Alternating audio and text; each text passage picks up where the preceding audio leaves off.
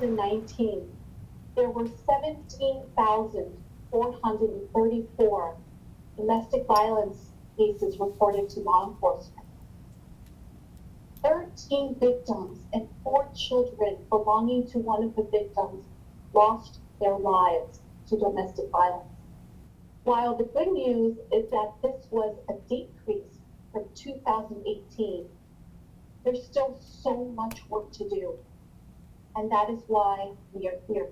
This year, the San Diego Domestic Violence Council brought together law enforcement leaders, survivors, and community organizations virtually to mark the start of Domestic Violence Awareness Month in October. We continue to fight to hold perpetrators accountable, and this new system by which we are conducting the domestic violence forensic examinations through the courageous Palomar nurses has really proven very effective.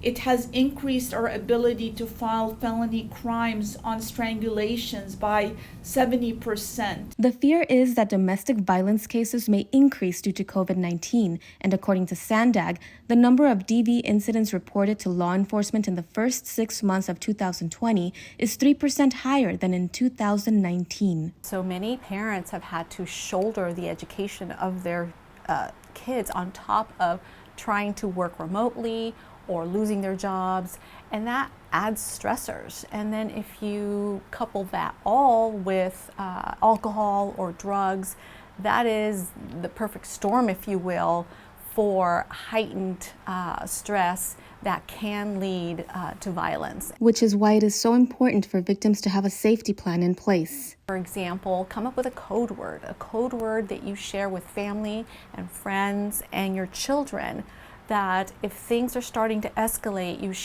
say that code word and they know right away to call police.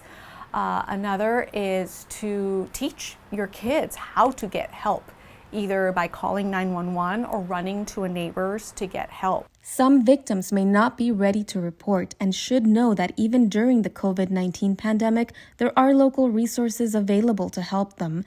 Just visit preventdv1.org or call the National Domestic Violence Hotline.